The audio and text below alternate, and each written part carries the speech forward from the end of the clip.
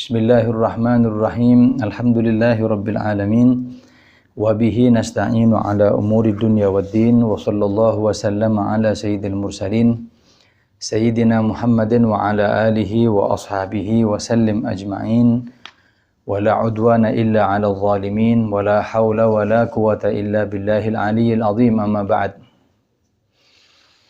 Subhanaka la ilma lana illa ma 'allamtana innaka antal alimul hakim. Rabbi shrah li sadri wa yassir li amri wahlul 'uqdatan min lisani yafqahu qawli. Amin ya rabbal alamin. Alhamdulillah, Allah beri kepada kita berbagai karunia. Kita panjatkan puji syukur kita kehadirat Allah, yang dengannya kita tidak bisa menghitung kenikmatan dari Allah. Wa in ta'uddu ni'matallahi la tuhsuha.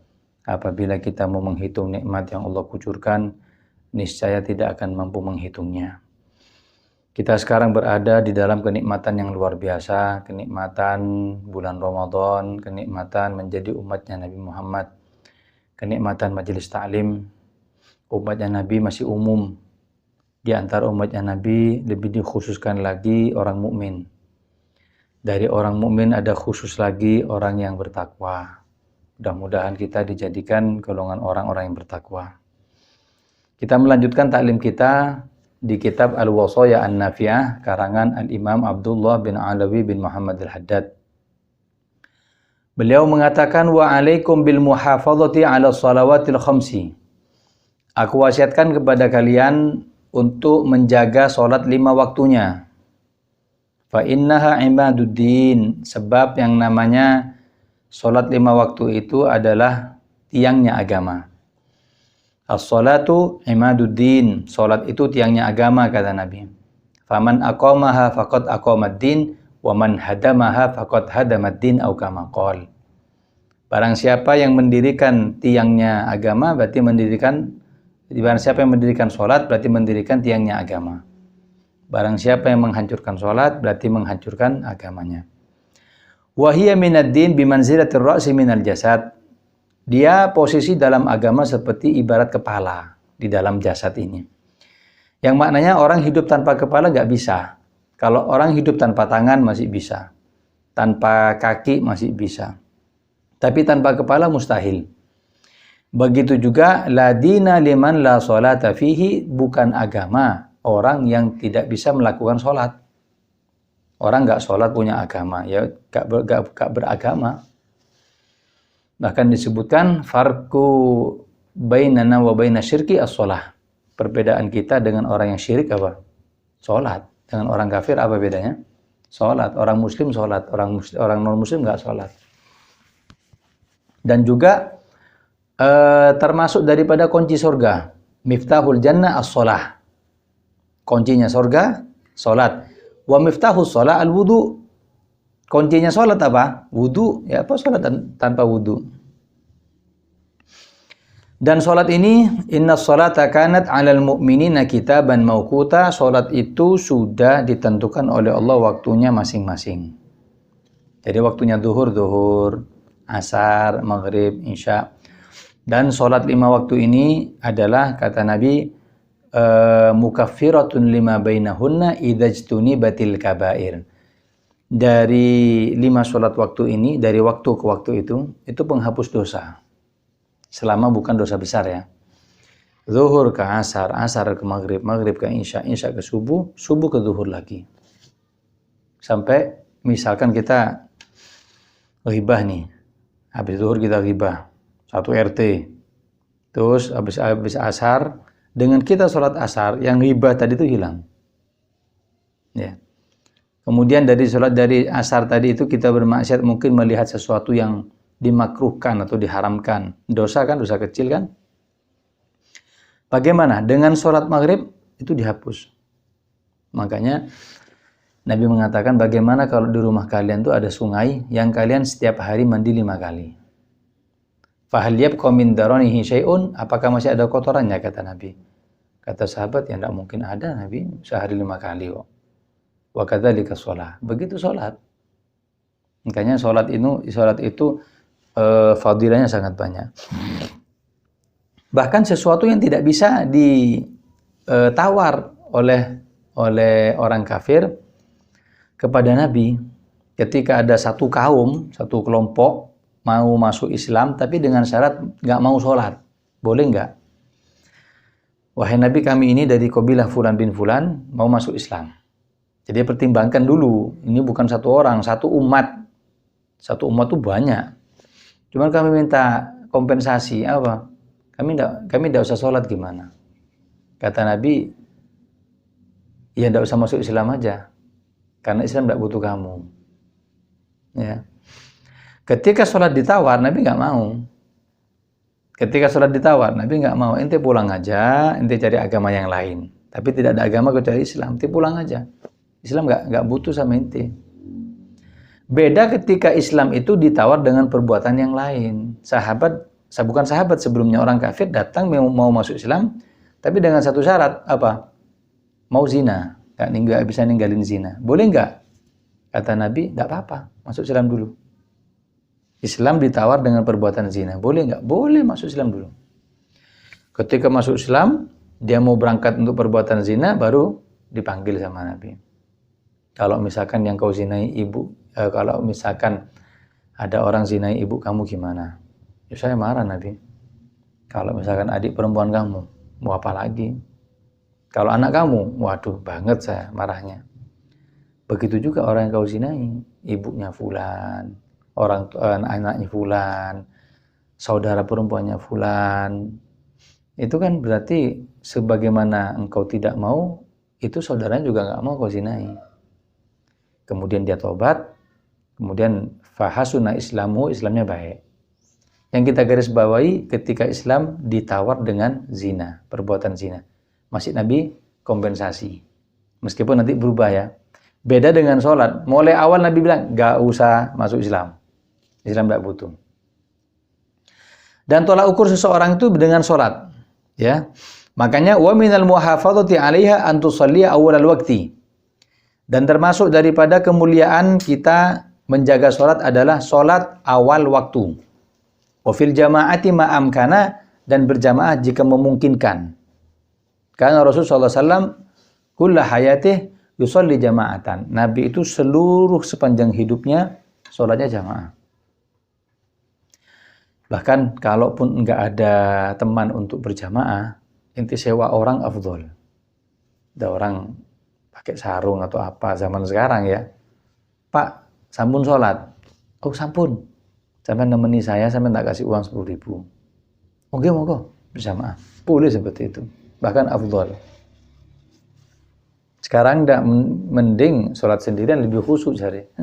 Bukan lebih khusyuknya. Kalau sholat berjamaah itu pasti diterima. Ketika berjamaah, ya, itu misalkan sama-sama khusyuk, pasti Allah terima. Tapi misalkan yang khusyuk cuma imam itu, makmum nggak khusyuk, gimana? Tetap diterima. Gara-gara barokah imam. Atau imam nggak khusyuk gelambiar, makmumnya khusyuk. Diterima gara-gara barokah makmum. Podo gelambiare. Ini gak khusyuk, ini gak khusyuk. Tetap diterima barokahnya jamaah. Lah cuman kadang beberapa orang tadi itu niatnya sholat berjamaah di masjid, cuman dihitungnya bukan sholat jamaah, sholat sendiri. Contoh, sejajarnya shaf laki dengan perempuan. Perempuan itu akhir shaf laki-laki, awal shaf perempuan. Iki gak dimajukno sama takmir. Dikasih apa? Tirai penutup. Bagaimana? Sembahyangnya sah, sholatnya sah, cuman nggak dapat pahala berjamaah, percuma. Lah apa sampai ke masjid? Sholat di rumah sendiri lebih enak. Sudah dibilangi, aku tahu pengajian. Niki boten saged. Meskipun sudah sampai tembok le perlu. Cuman dikasih akses masuk.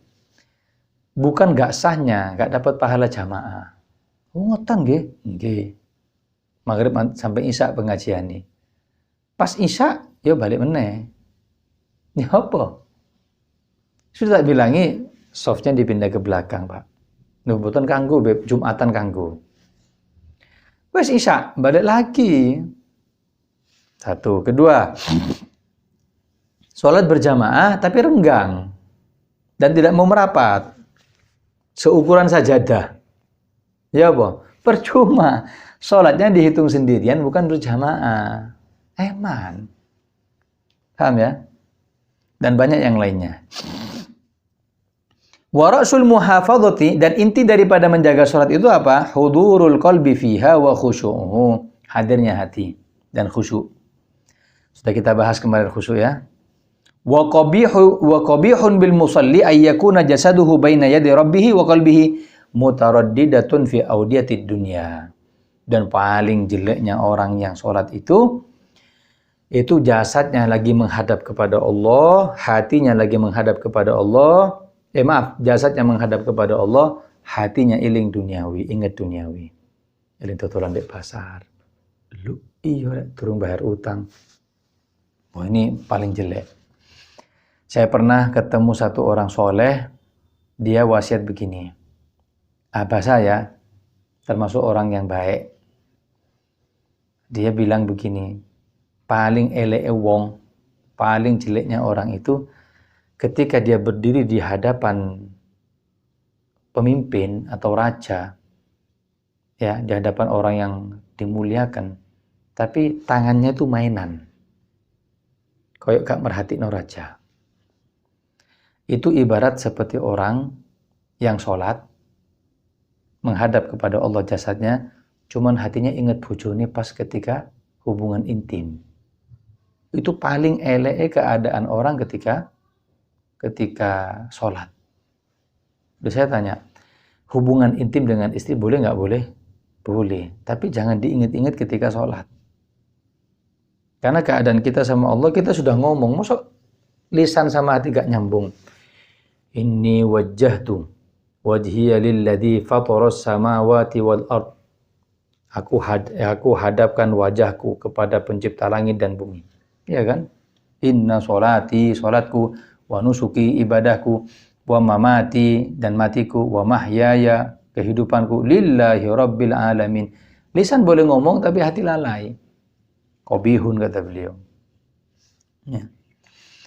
Wa iyyakum an tastaqillu al-qasra wal jama' fi mahallih. Wa iyyakum, dan ya ini, wa iyyakum an tastaqillu al-qasra wal jama' fi mahallih. Dan jauhi kalian untuk menjauhi. Dan hati-hati kalian untuk tidak melakukan sholat jamak dan qasar ketika mendapatkan keringanan syariat. Siapa yang dapat keringanan syariat? Musafir. Tetap dek musafir itu sholatnya itmam, 4 rakaat. Ojo. Fa inna Allah yuhibbu an tu'ta rukhasahu. Karena Allah suka diambil hadiahnya. Kita dikasih hadiah nolak. Hadiah ini dari 4 rakaat jadi 2 rakaat, bisa digabung lagi. Kama yuhibbu an tu'ta azaimahu, sebagaimana Allah suka untuk dilakukan atau didatangi perintahnya. Allah juga suka ini dikasih rukhsah oleh syariat, keringanan. Apa? Sampean sakit, ya boleh nggak puasa. Sakit sampean berbahaya, ojo poso. Ya tetap sakit, loro, poso. Loh jangan. Ini keringanan dalam agama itu ambil. Paham ya? Safar, sudah ada ketentuan kalau safar lebih dari masafatul qasar, boleh mengqasar daripada sholat, ya sholat itu qasar. Diringkas dari 4 jadi 2. Gak diambil. Gak enak, Ustaz. Enak 4. Loh bukan, ini hadiah. Maka dari itu kata beliau, ingat dengan sholat, karena sholat itu awwalu ma yuhasabu bihil abdu, awal yang akan dihisab oleh Allah kepada umat manusia. Lek sholati api kabeh. Lek sholati elek, bolong-bolong, ya na'udzubillah, amal yang lainnya ditolak. Makanya dalam hadis disebutkan, waman jama'aha bi ghairi udhrin. Barang siapa yang menjamak sholat tanpa uzur. Yo, kayak model satu golongan yang memperbolehkan sholat. Iso ibu menjamak sholat tanpa uzur boleh, gak apa-apa, sehari 3 waktu tok. Subuh, zuhur, asar jadi 1, maghrib isya jadi 1. Nah, Katanya barang siapa waman jama'aha bi ghairi udhrin, barang siapa yang menjamak tanpa udzur salat tadi itu, maka akan dibangkitkan bersama Haman, Fir'aun, kemudian Ubay bin Khalaf, bersama musuh-musuhnya Allah dan musuhnya Rasulullah nanti di hari kiamat.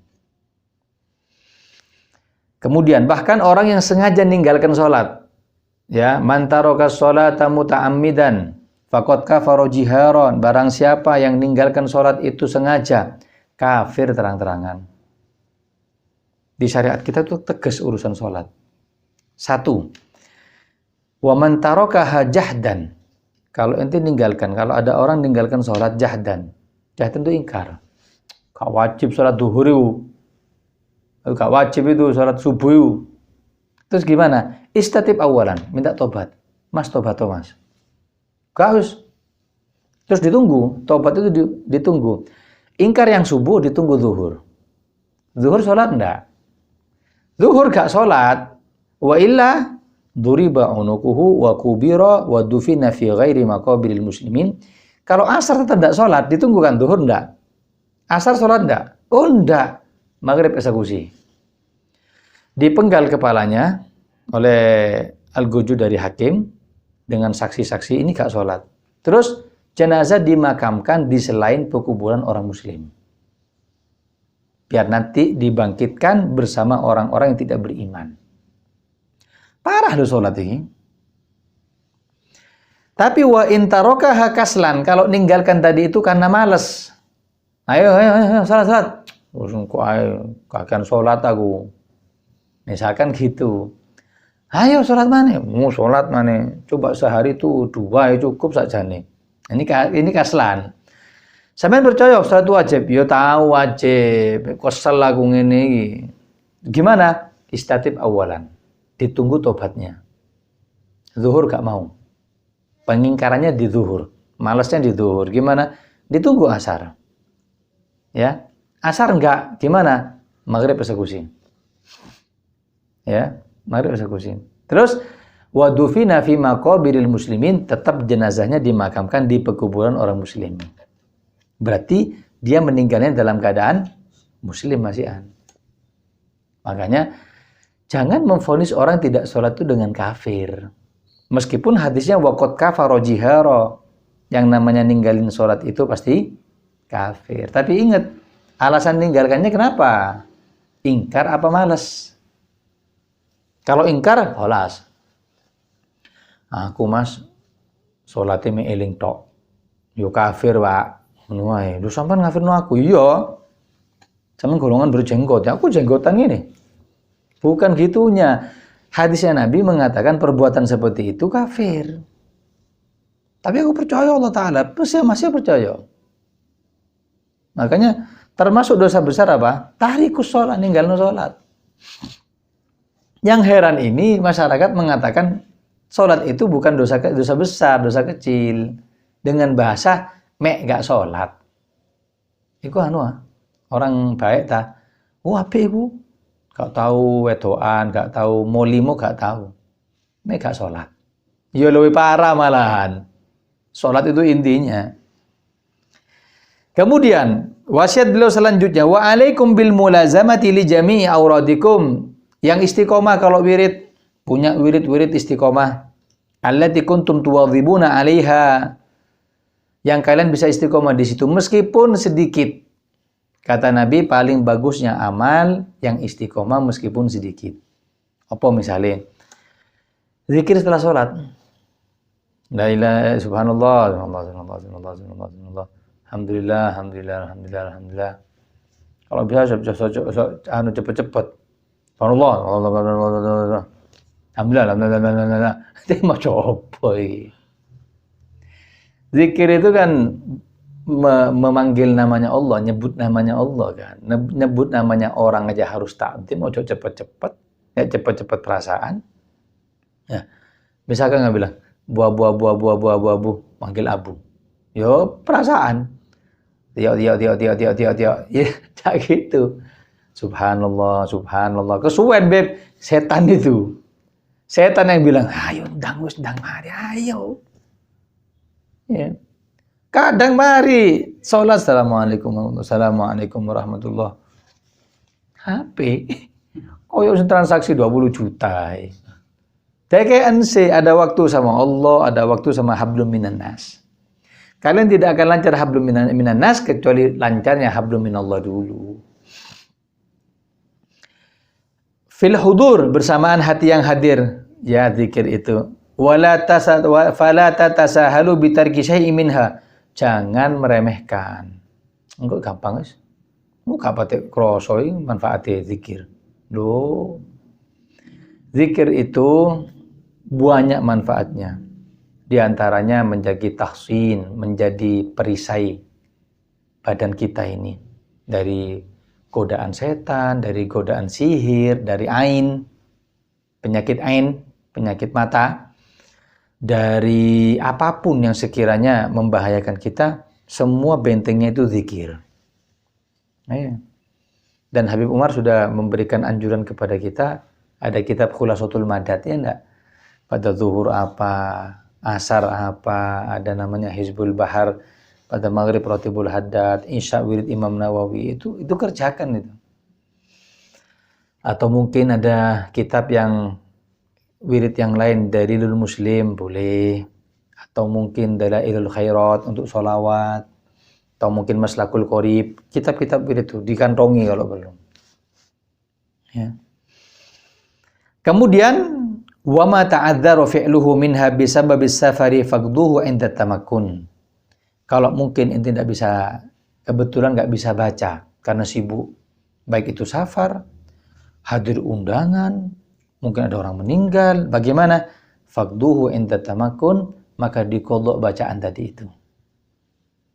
Sebab namanya bacaan itu kayak pisau, lading yang diasah. Terus ketika dibutuhkan tinggal nyembelih, yo manjur. Tapi kalau nggak tahu diasah terus dibaca, no ya nggak manjur. Kayak kiai yang didatangi satu orang anak kesurupan. Wes sing ngenteni suwi, ya nunggunya lama orang ini. Kiai masih banyak tamu. Ketika sampai di hadapan kiai, diambil airnya, mek dibaca no Bismillah. Wes ngono tok. Sudah dikasihkan ke anaknya sembuh. Besoknya kumat. Dimintai lagi, dibacain lagi Bismillah. Gak sampai Bismillahirrahmanirrahim, Bismillah tok. Jare sing bapak enak ngene. Bismillah 1.000. Bayarnya 100.000 ya enggak? Masa enggak bayar? Iya wes ayo. Kumat lagi 3 kalinya. Disodorkan lagi. Bismillah. Waras. Yo waras. Keempat kalinya ngomong bojone, Mas, kumat meneh. Wis gini, aku tahu resepe pisan. Apa? Sing mocokno aku. Jangan pakai yang aqua kecil, aku sing gede galon ya. Tak mocokno. Dibacakan Bismillah. Diminum, kan bukan keluar jinnya tapi tambah parah, tambah ngamuk-ngamuk. Loh kok beda ya? Sowan ke kiai, yai benten nggih, yo beda le. Aku iku wiritanku Bismillahirrahmanirrahim itu 25.000 kali sakderenge tilem sebelum tidur. Bismillahirrahmanirrahim, Bismillahirrahmanirrahim 25.000 kali. Dan itu sudah tahunan, puluhan tahun, ibarat lading terus diasah. Kapan dibutuhkan kayak cuman nyembelet tok ya mujarrab. Lah kan maca bismillah mulai kapan? Ya mulai wingi niku. Pas mulai ngobati anak saya. Ya gak landep. In kana mimma yughdha, kalau memang bacaan itu bisa diqadha. Seperti misalkan mari zuhur, mari asar sudah bisa diqadha itu kan. Enggak bisa zuhur, ya sudah bacanya di asar. Boleh. Wa illa, jika nggak bisa, Beb, habis ini berangkat lagi, Beb. Habis ini ada acara ini, Beb. Faqad khaffafallahu 'anil musafir. Allah ringankan bagi mereka para musafir. Fil hadis, dalam hadis disebutkan innal mu'min idza safara. Orang mukmin apabila musafir dan dia punya rutinitas, baik itu ibadah, sholat, ataupun siam, ataupun wirid, au maridho, ataupun sakit, dan ninggalkan istiqomahnya tadi itu, ya'murullahu malaikatahu, Allah memerintahkan kepada malaikatnya. Untuk apa? Ayyaktubu lahu mithla ma kana ya'malu muqiman wa sahihan. Sampeyan tulis yo pahalane wong iki koyok-koyok gak musafir. Koyok-koyok gak loro. Jadi seakan-akan dia gak musafir, pahalanya tetap seperti baca. Seperti dia dalam keadaan sehat, seakan-akan dia tetap sholat. Gitu. Makanya ana lihat di beberapa habaib di Tahrim itu, sampai ada dulu namanya Habib Sapa Al-Idrus itu. Nyun sewu, kalau ke kamar mandi ngerangka, gak bisa jalan sudah, sepuh. Ngerangka pakai sendal di tangannya. Enggak, gitu. Pernah ada teman tuh mau bantu. Maksudnya, Habib, ayo saya gendong atau apa gitu. Kebetulan orangnya badannya kurus. Justru dia MUI. Ojo dibantu aku. Usaha saya seperti ini tuh pahalanya dilipat gandakan sama Allah. Misalnya aku gak bisa wudhu secara sempurna, atau mungkin aku ninggalin salat sunnah, di masa aku tua seperti ini, aku sakit, Allah sudah kirim malaikat untuk nyatet pahala yang sama seperti aku muda. Oh no.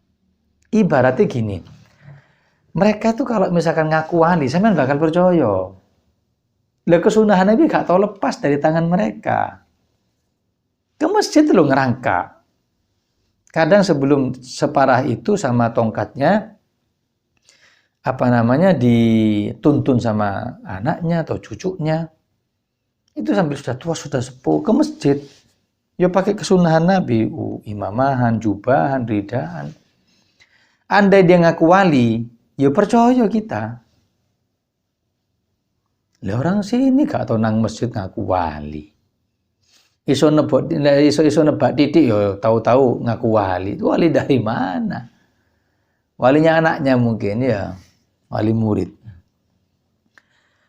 Wa hadza fadlun min Allah wa rahmatun wa takhfifun. Ini adalah rahmat dari Allah, kemuliaan dan keringanan dari Allah. Alhamdulillah ma arhamuhu bi ibadihi wa altafa bihim. Segala puji bagi Allah. Alhamdulillah betapa welase Gusti Allah. Kasihan sama kita. Ya enggak? Kalau syariat sebelum umat Kanjeng Nabi, sholatnya harus di tempat tertentu. Sholatnya harus di waktu tertentu. Kalau enggak di sini enggak boleh. Kalau kita ini wa ju'ilal ardu masjidan wa tahura. Dan yang namanya tanah ini Allah jadikan tempat sujud. Sampai sholat di mana aja boleh umat Kanjeng Nabi. Nah saya tanya, sholat di kamar mandi boleh nggak? Boleh selama nggak ada najis, makruh. Karena tempatnya kotor. Sholat di tempat tempat sampah TPA. Boleh nggak? Boleh selama nggak ada najis. Cuman makruh, ngilangin khusyuk. Sampai sholat di mana aja bisa. Nih. Terus sudah keringanannya sholat di mana aja bisa. Lek musafir dapat diskon. Ya enggak? Ada juga riwayat pendapat ulama, kalaupun sakit boleh dijamak dengan syarat-syarat tertentu sakitnya dan segala macamnya. Keringanan agama juga dapat diskon. Loh, saya gak sholat. Lah kebangetan. Allah turunkan perintah sholat ketika malam Isra wal Mi'raj 50 waktu. Andai terjadi per setengah jam akan ada azan, akan sholat kita. Gak bisa lapo-lapo. Gak bisa ngapa-ngapain. Ngajar, tiba-tiba azan. Dodolan, dikit-dikit azan. Gak nutut. Sampai minta keringanan jadi 5. Ya Allah gak kurangi loh. Ya wes 5 waktu tetap dengan pahala nih 50 waktu. Ya apa? Deal lah. Nggih. Deal. Lu gak sholat si anu mati. Andai gini, enak enggak? Sholat ini kembali manfaatnya kepada siapa? Kita kan? Andai sampean dijamin sama saya. Tio, ente fitness sehari 5 kali tak kei duit, anakmu tak tanggung, bojomu tak tanggung kabeh. Rezekimu semua sehatmu kabeh. Kenikmatan hatimu tak kasih jembar tiap saat. Ya apa? Gelem sampean? Apa perintahmu? Perintahnya Habib, fitness sehari 5 kali. Jangan lama-lama, 2 menit aja. Dapat duit sembarang kali. Yo gelem tak? Karena fitness itu manfaatnya kepada siapa? Kepada kita, diri sendiri. Kalau fitness hanya manfaat di dunia, lalu bagaimana dengan sholat? Kok udah gelem sampean? Kok enggak mau? Heran ini. Kemudian wa alaikum bil iksari minadz dzikrillah, dan aku anjurkan kepada kalian dengan wasiat apa? Memperbanyak zikir kepada Allah fi kulli hinin, setiap saat. Di antaranya zikir adalah baca doa-doa yang diminta oleh syariat. Doa makan, sebelum tidur, bangun tidur, setelah makan, masuk masjid, keluar masjid, berkaca, ya. Doa wudu, doa ketika membasuh anggota badan wudu, doa kumpul sama istri, doa berangkat ke masjid, doa safar, semuanya. Wa bi mulazamatit taharatil batinah, dan sucikan batinmu dari kotoran. Pertama, wahiyya khuluwul qalbi minal ghilli wal hasadi. Jaga hatimu dari benci kepada muslim. Wangel. Yo. Karena sifat orang itu ketika tahu sesuatu tidak bisa ingkar. Sampeyan tahu poso itu wajib. Terus ndelok wong gak poso. Greget. Ya kan? Ya kita kasih takwilan aja. Marahmu tuh berpahala. Lek kon gak marah, sampean dosa. Marahmu, kurang ajar kira. Itu berpahala kamu. Karena hurumatullah, kemuliaan Allah lagi diinjak-injak sekarang. Tapi di satu sisi, itu adalah ujian bagi kamu. Apa itu? Bagaimana kamu menanggapi mereka? Ya kasih takwilan dulu. Syaratnya orang puasa itu kan Islam, baligh, berakal, kemudian tidak musafir, mukim. Oh, paling lek gak musafir, ya gak musafir, wajib saja nih. Oh, paling kafir paling. Loh dudu iki anu iki, Jumatan kadang. Yo lebaran liatin. Oh, paling cilik sih anu umure mek awake gede. Paling umure gak sampai balik. Kumisan ngene wis keluar jakung nih wisan. Ya mungkin gila. Syaratnya kan harus berakal orang puasa itu kan. Mungkin tidak berakal lagi-lagi gilanya. Gila itu kan macam dua. Ada mudbik, gila mulai kecil, gak tahu sembuh. Ada yang mutakotok. Gilanya tuh musim-musiman, lek Senin gila, Selasa waras, ya paling pas bulan Ramadan gila, ya mungkin gila, ngono ae. Lah enak sampean. Wal hasadi, hati-hati dengan hasud sama orang. Kenapa? Karena sifat manusia setelah mendengar orang lain punya nikmat, ada keinginan, pengen nikmat itu ada dalam dirinya. Coba ana yo, mesti ngono. Anu lho, menang tender, piro? 2M jari. Alu leka ana. Pas butuh-butuh duit itu. Ya ndak. Dapat apa? Parcel. Kok iku rek, kok aneh iku. Sajane gak pantas, aku sing pantas. Loh, Allah itu lebih tahu kepada kebutuhan orang lain daripada kita. Ya. Ada orang dapat bertubi-tubi rezeki. Saya pernah lihat orang itu, pertama nggak mungkin dia itu nggak dapat cobaan, nggak mungkin. Uripe seneng tok nggak mungkin, pasti ada susahnya kan. Tapi yang ditampakkan kepada orang lain tuh senengi. Lek ngomong, tahu hajiku, yo, duit nang ana, piro? 50 juta. Lho, hatiku kan, kok enak yo, 50 juta. Wah, aku gak tahu dia kayak ngono. Kalau sekamar di pondok. Kalau sakleting. Nyun sewu lek alim koyo aliman aku modele. Karena sudah timbul seperti itu. Nanti ketemu lagi. Ngomong lagi. Tahu anu, fulan, iya, kenal. Ya lebih kenal ana duluan. Nyumbang nang ana. Nyumbang apa kono? Kamu punya apa? Tak tahu. Dikai piro? 30 juta. Iya. Enak wong iki. Akhirnya saya ke sana, ke rumahnya. Subhanallah. Ketika sampai ke rumahnya saya bilang, wallah berhak dapat semua yang dia katakan kemarin. Apa? Anak yatim banyak di situ. Dan dia tidak bilang. Ketika datang, Beb Mustafa teko. Salim. Siapa ini, Beb? Biasa anak buah.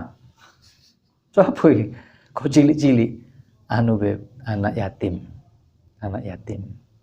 Yang nggak sampai, balik. Jadi, ya apa caranya? Mau sudah abahnya meninggal, ibunya kadang ada yang kawin lagi, ada yang sudah pasrah. Ya di sini ya, Beb, tulinan dek ini. Piro, Beb, ya. Kayak 100 ono. 100, Pak. Tak pikir iya. Jadi Allah lebihkan itu karena dia ada kebutuhan. Lu ngasih karena buat apa? Iya. Dibelikan Promax 20 lek perlu. Kan ada kebutuhan. Jadi pas pemberian Allah itu pas. Tahu aku kata undangan. Waktu itu mau diundang sama paman ke Banjarmasin. Banjarmasin lahan basah. Kon ngene tok 2 juta wisan. belum tilawah itu. Tiba-tiba dikasih tahu tanggalnya. Tinggal tanggal berapa, Pak? Anggaplah tanggal 15. 15 Jumadil Akhir. Tak lihat hari Ahad. Lu barengan, Pak, sama maulidnya di Pondok Habib Jamal. Acara kapan, Pak? Malam. Kalau misalkan duhur saya berangkat, tak bisa karena dari bandara masih perjalanan agak jauh. Oh iya gitu ya. Iya, tapi saya tidak bisa ninggal, Pak. Ini pondok. Saya lahir di sini, pondok saya. Ibaratnya pondok saya besar di sini. Aku lihat ninggali pondok sendiri tidak bagus. Apunten nggih. Ya tidak apa-apa. Ditolak kan? Paman saya marah. Lah apa ditolak? Kamu tahu kalau ngasih dia. Dah ada 10 juta. Ngasih itu minimal 25 juta. Terbayang wis 20 juta. Iya rek, tak apa-apa diseneni paling sedina diseneni sama Beb yo. Mari ngono ngantongi 25 juta.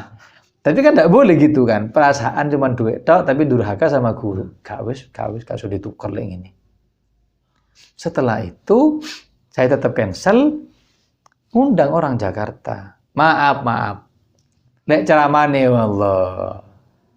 Menang viral, nek nguasai panggung modelnya gak nguasai panggung. Ya biasalah, adem ayem ngono. Mari acara itu selesai, paman nelpon. Makanya juga ditolak. Ya apa? Sudah barengan. Saya tahu, di kayak piro itu. Piro? 40 juta. Waduh, nyesel ya. Tahu lah aku yang budal. Gitu ya? Iya. Terus ngomong paman, tapi pantes. Sik merintis pondok, masih pembangunan. Langsung iya. Waktu itu saya tidak punya pengajian muflihin atau muflihat, kaono sehat. Tidak ada tanggungan. Iya, tidak salah. Allah ngasih kepada orang yang di situ banyak kebutuhan. Kenapa hasud? Nah, kita tidak tahu kebutuhannya dia apa, keperluannya dia apa, mungkin terlilit hutang, atau mungkin ibunya sakit, kita tidak tahu. Wal ghishi li ahadin minal muslimin, begitu juga al-ghish, kebencian, kedengkian, ketidaksukaan kepada orang muslim. Itu yang pertama. Yang kedua, wa mulazamatit taharatil zahirah, dan juga mulazamah membersihkan badan secara zahir. Minal hadas wan najis, bersihkan dari hadas ya. Maknanya kalau ada hadas besar cepat mandi, hadas kecil bisa dawamul wudu, alhamdulillah. Sampai disebutkan dalam riwayat termasuk nanti golongan yang Allah pandang dengan pandangan rahmat. Dan Allah beratkan timbangannya ketika di akhirat. Apa? Berwudu ketika kau tak suka berwudu. Ya. At-tawaddu indal makarih. Berwudu di saat hatimu gak mau. Pas adem-adem, dingin-dingin kan malas mau wudu. Kalau tayamum aja. Iya enggak?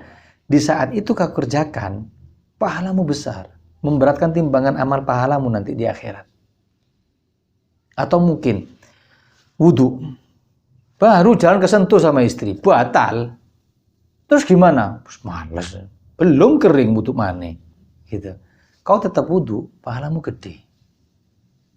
Nah gitu.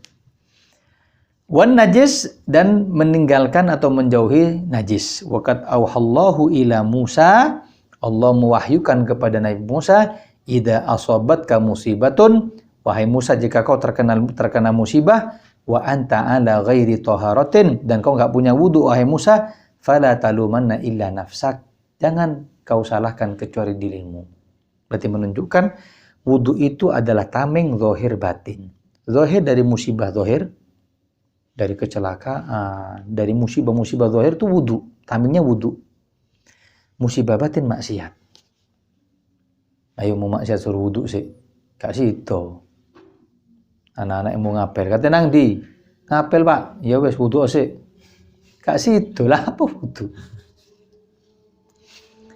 Wa wadhibu ala adhkari sabah wal masa fa innaha hisnun minasyaitan wa hirzun minasyar, dan istiqomahlah wirid pagi dan petang, pagi dan sore hari. Gak bisa 5 waktu, minimal pagi baca wirdul latif, mungkin sore juga wirdul latif. Kenapa? Karena itu benteng daripada setan. Wa hirzun minasyar, penjagaan daripada kejelekan. Wallahu a'lam bishawab.